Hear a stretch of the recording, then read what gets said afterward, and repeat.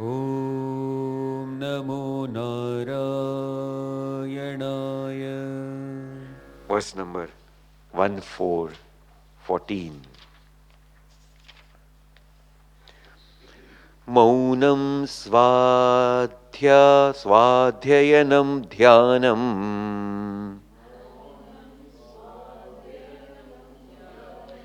dheyam brahmanuchintanam jnaneneti tayor samyak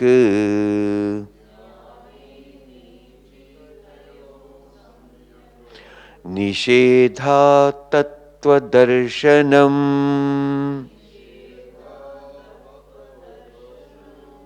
Together. Maunam svadhyayanam dhyanam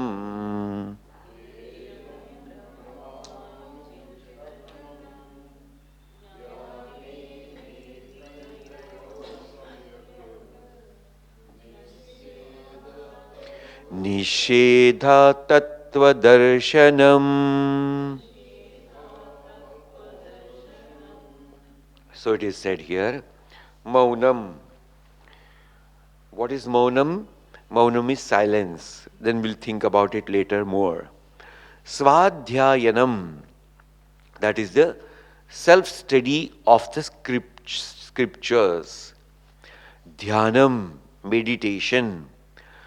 Brahma anuchintanam. That is called as nididhyasanam. This is the point where one has to be very clear.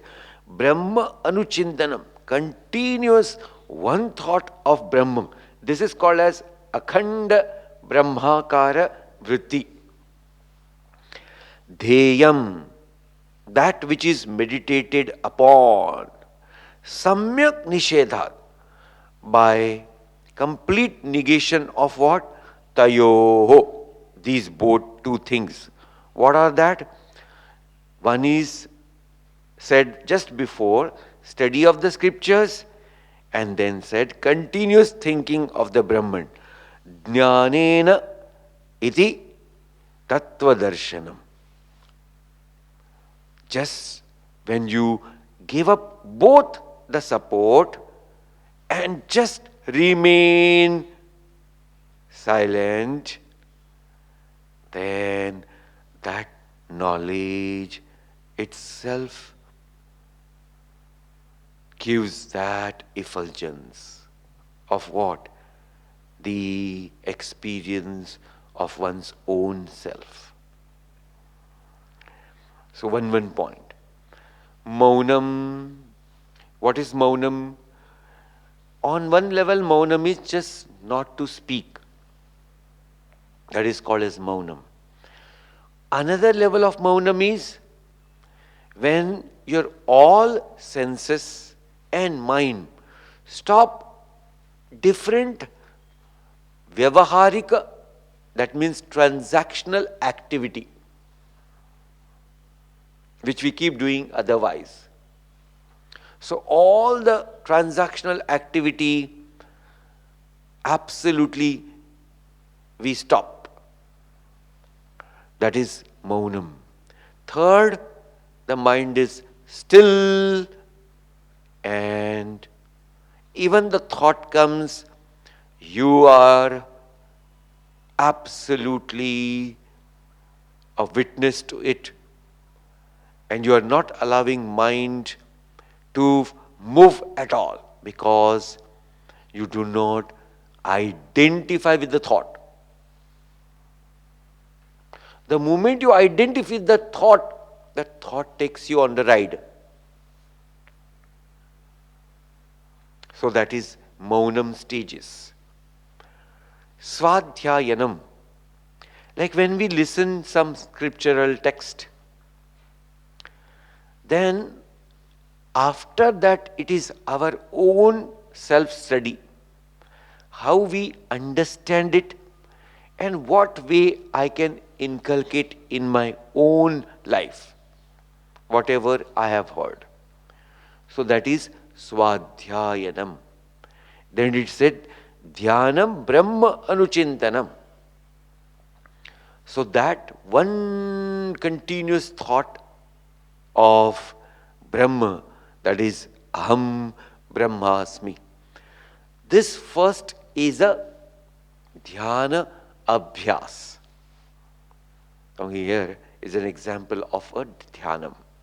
It is a dhyana abhyas where a seeker is trying to put one's own mind on one track by selecting few methods. What are the methods there? First is silence. What is silence? Seclusion. Seclusion means what?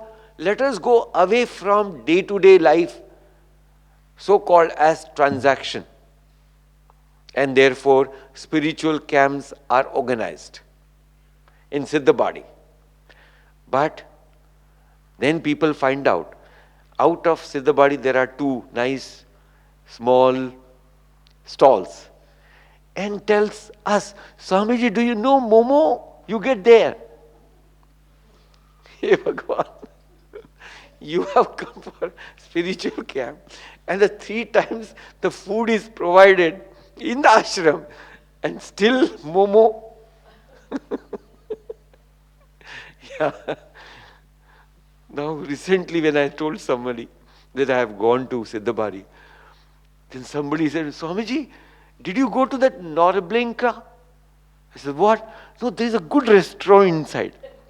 And you get Tibetan food there. Hey, mere Bhagavan. So, going there also we do not understand what is required. Seclusion. Therefore you have gone there. Otherwise in Delhi lot of Norblinkas are there. Not one. So this is called a seclusion. One has to understand this is required some time. Let us go away from this hassle bustle. Like we just had Bhagavat Saptaha in Jagannath Puri. Morning to evening there was different schedule. People couldn't move. Those who are serious. Out of that also people used to go and आज मैं ना समुंदर में नहा के आया, आज तो मैं ये करके आया. What to do? There is such a snanam which is going on of Bhagavatam, but that snanam we don't understand. Okay, so hope you understand what is called a seclusion. Is removing all transactional activities and keeping a mind on one track. Then it says, Swadhyayanam. Swadhyayan requires also a steady mind. If there is no steady mind, you can't study at all. The mind of continuous different thoughts does not allow it to focus on study. And therefore people say, oh, I can't study even if I sit. Why? Because there is a different pattern which is going on in the mind. Swadhyayanam. Dhyanam Brahma Anuchintanam. So, for a seeker, these are the steps given to reach to that one-pointedness. So, Bhagavan says in 6th chapter now, here it is said, then samyak nishedha tayoho. Then having practiced this, what is given here as a support, now one movement comes. You have to just give up that also. Then it is said now, see, Shanai uparame buddhya dhruti gruhitaya atma samstham manakritva na kinchit apichintayet. This underline. Na kinchit apichintayet. Now let us not have any other thought. Here it is said, give up that thought also. What? That Brahmakara vritti also I have to give up. How to give up that Brahmakara vritti? Now, example. This example is the only way to understand. Like, you prepare for your night sleep. What do? Put off this, put off that, put off that. As per the season, you prepare your room. Then you lie down. And then what? Then close your eyes. And let not think of any situation or anything, person. Then what do? Nothing. Then slowly you glide in the sleep. Just see. What did you do there? Only give up all that was going on. Similarly, in this final meditation state, one has to just give up. And that giving up is also not effortful, it is effortless. Again, you think of this example of a sleep. What do you do there? Do you put any effort? No. Only I prepare. And it happens. It happens. So this happens, let us put this point in mind, when the mind becomes extremely pure, this experience one can get. Extremely pure mind only can glide into the meditation. What is meditation? Effortless experience of one's own self.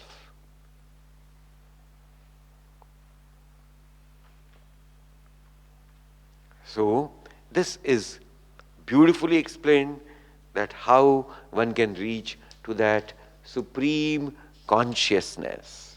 Verse number 1515. Atita nagatam kinchan nasmarami na chintaye ragadvesha vina praptam bhunjamyatra shubhashubham. Together.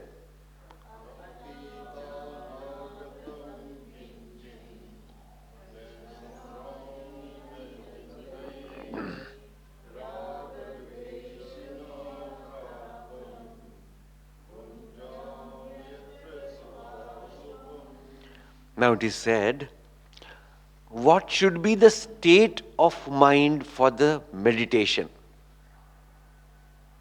Then it is said, Nasmarami. That means, I do not remember or I do not think. Na chintaye. Do not brood over anything. Na kinchit. Not a little bit also. Atita anagatam. About the past and the future. Bhunjami. What I enjoy. Atra shubha ashubham. That which is called as pleasure or that which is called as sorrow, that also let us understand equally. Praptam, that is attained. Ragadvesha vina, without this like and dislike. Now, how a mind should be for the higher state of meditation? The first said, let us reduce our likes and dislike of the mind. The first point. when the likes and dislikes are reduced to the considerable extent, what will be the effect? Think. Yeah, the minimum disturbance will come. Minimum. If it is coming, minimum. Why? Because there is no now likes and dislikes. So disturbance of the mind is only because of likes and dislike. Stronger the likes and dislike, the greater the disturbance of the mind. Then it is said here, when a person attains this state of minimum raga dvesha, called as likes and dislike, experiences will not stop in anyone's life. Please note. Experiences will keep coming. When the experiences will keep coming, how will I deal with it? With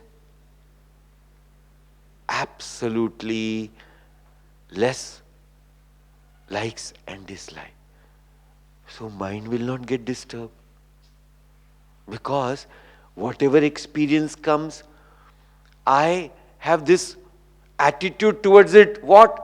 Sukha dukkhe same kritva labha labhau jaya jayau tato yuddhaya yujjasva naivam papamavapsyasi. Bhagavan says in Bhagawad Gita, when you do the action, then what you have to do? Have this attitude. Whatever experience comes, sukha or dukkha, let it be equal. Even there is a loss or gain, let it be equal. Even there is a victory or defeat, let it be equal. This attitude one has to develop. This attitude, how can we develop? Here is the point. Focus on one thing which is called as duty consciousness. This is a very important point. When you are totally duty conscious, then result doesn't matter for you. What matters? Your own actions. When you do your action with complete heart, with devotion, there is a full stop. Full stop there. Then what? The experience is the outcome of it. Whatever it is. And as we all know, experience means result of the action. Result of action does not depend on one factor. Please note it. It depends on several factors. Example, just to sit in this satsang hall and listen with such a great comfort, we must understand how many people are working for it to give us this experience. So many people. See, there are so many people who are already working for the experience which we gain. Similarly, every experience of us involves n number of factors, knowing, unknowing. Knowing and unknowing, both. Some factors you may know, some factors we may not know. So keeping in that mind, let us focus on our duty conscious attitude. Example, if you prepare a food and serve with love, but someone who doesn't like that item, now what to do?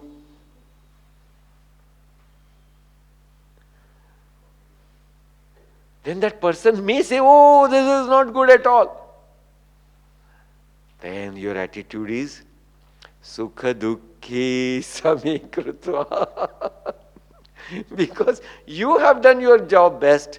Now, who will react in what way is not in our hand at all. And we can't stop the reactions of anyone in the world. And therefore, this complete attention to that duty consciousness gives us this sort of experience where you can manage atra shubha ashubha praptam raga dvesha vina. Even great thing comes to you,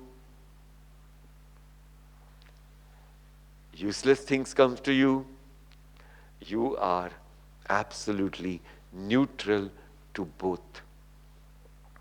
So Bhagavan says in the second chapter, Sita Pradnya Lakshana, Dukkheshu anudvigna manaha, Sukheshu vigataspruhaha, Vitaraga bhaya krodha, Sitadir muniruchyate, Yas sarvatra nabhinsneha, Tat tat prapya shubha shubham, Nabhinandati nadveshti, Tasya pradnya pratisthita. So, Nabhinandati nadveshti. This person, having received this sort of great praise or censure, this person does not get disturbed at all. And the cause is given here. Why? Raga dvesha vina. That's the point here. Very subtle and important indication for seeker. How can we improve the experience of stability? By reducing raga, dvesha of everything. I'll tell you a simple thing. If you are accompanying somebody's, and you're going somewhere, so the person says, you take a wheelchair. Now, see, that taking a wheelchair, no, am I an old person or what? What do you think? Can I not walk? This is called as reaction. It's very important. I'm just giving example this because here the person is. When somebody understands that that person also should not get disturbed and you should also be in comfort, let us accept. And don't have any expression. Just sit. See? But hota nahi. Chee-choo, choo-choo chalte rehta hamara. हाँ. This is very important. See, this is an example I am giving. But this example is not digested. This is the point. This example also is not digested. Point one has to understand. We are just thinking about how our mind can remain in equipoise when you remove raga dvesha. Likes and dislike. Remove it. That's all. Keep quiet. Remain quiet in your mind inside. Deha devalayaha. Deva niranjanaha. Understand that. This is a temple and there is inside untainted Lord. How should I behave? If I get disturbed, I will disturb my Lord. I should be calm and quiet and give my Lord that peace. So this is Sadachara. every moment thinking about how to grow spiritually. And there are good, important indications given by Adi Shankracharya Bhagawan to all the seekers like us. Let us meditate for a minute or two.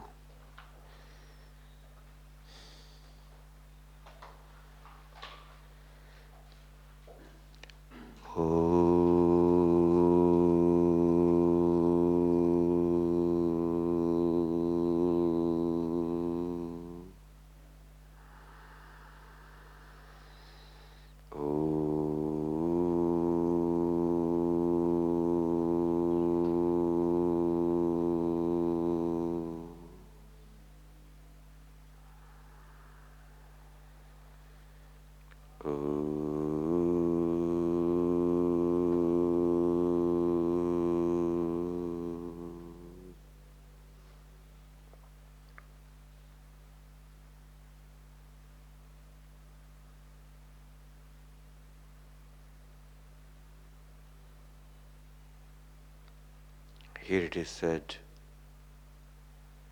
these support a seeker can take: seclusion for some time, that's called as maunam, swadhyayanam, self-study mananam, brahma anuchintanam, putting the mind on one track, akhand brahmakara vritti.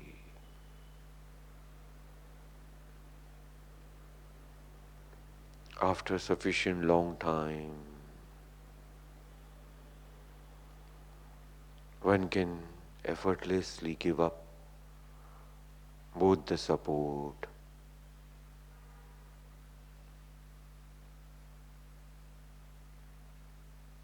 then that knowledge shines forth because it's the nature of the self.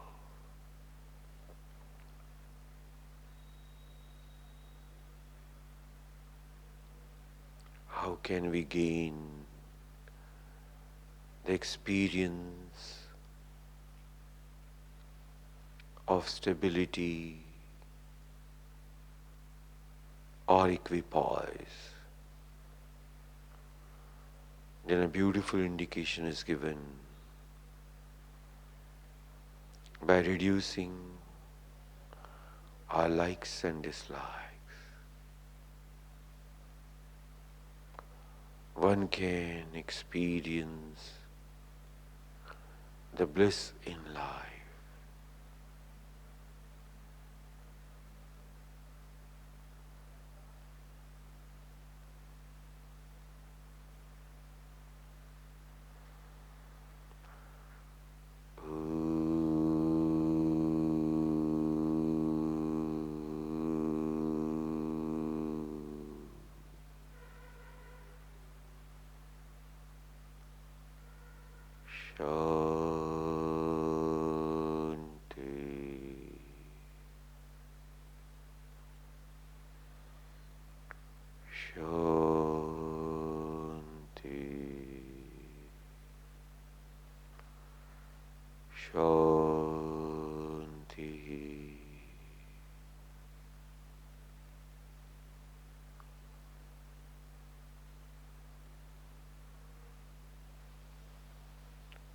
Let us fold our hands.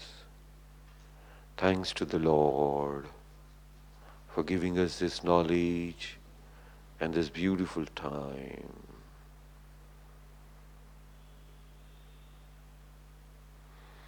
Let us rub our hands together, create a good warmth, put them both on your eyes for a light massage. Bring them back to the Namaskar position. Pray for everyone. Let everyone has the blessings of Bhagavan. Let them enjoy a good health. Om Purnamada Purnamidam Purnat Purnamudachyate Purnasya Purnamadaya Purnameva Vashishyate. Om Shanti Shanti Shanti.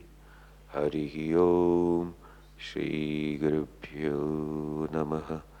Harihi Om.